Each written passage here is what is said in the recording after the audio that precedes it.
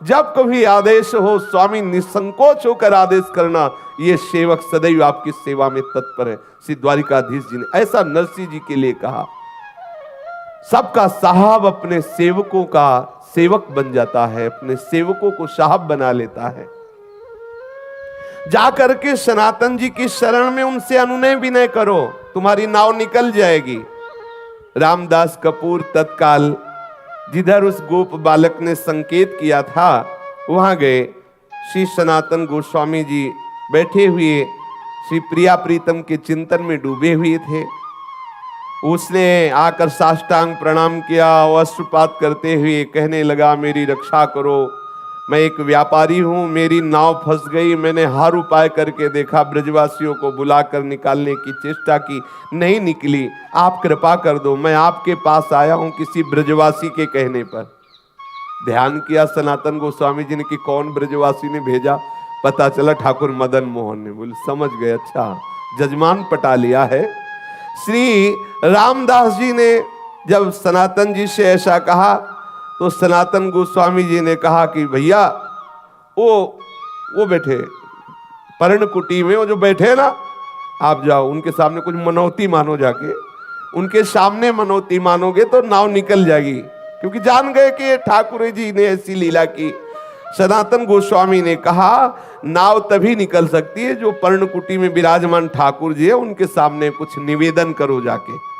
श्री रामदास जी ठाकुर जी मदन मोहन के सामने गए, देखते ही आसक्त हो गए। इतना सुंदर रूप ठाकुर श्री मदन मोहन जी का, और जैसे कोई संकल्प करवा रहा हो, वो कोई चेष्टा नहीं करे, अंदर से आया नौका निकल जाए तो जितने रत्न जितनी मेवा में ये सब बिकने के बाद इससे मंदिर बनवा देंगे और आपके भोग राग की व्यवस्था कर देंगे।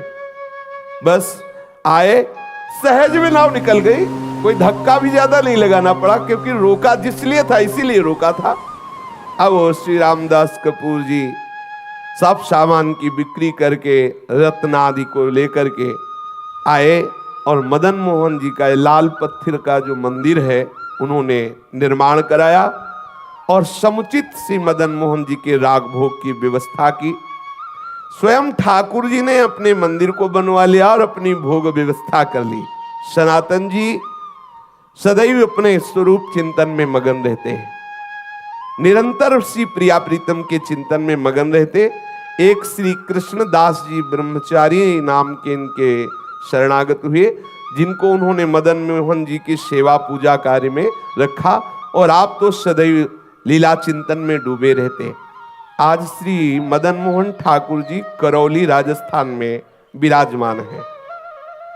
श्री सनातन गोस्वामी जी का नित्य प्रति का नियम था वृंदावन से पैदल जाना, श्री गोवर्धन जी की परिक्रमा करके पैदल आना। कितना कठिन! अपने गिरिराज जी की परिक्रमा होने के बाद तो 10 कदम भी पैदल चलने की सामर्थ्य नहीं रह जाती। देखो कैसे महापुरुष यहां से पैदल जाते, गिरिराज जी की परिक्रमा दे करके पैदल आते। श्री ठाकुर जी ने जब देखा कि इनका शरीर बहुत वृद्ध हो गया है, फिर भी इनका नियम दृढ़ है, तो कहा कि अब आप मत आया करो, आपका शरीर वृद्ध हो गया है। तो उनका रहा नहीं जाता, ये प्रीति है, रहा नहीं जाता बिना परिक्रमा के, बिना आपके दर्शन के।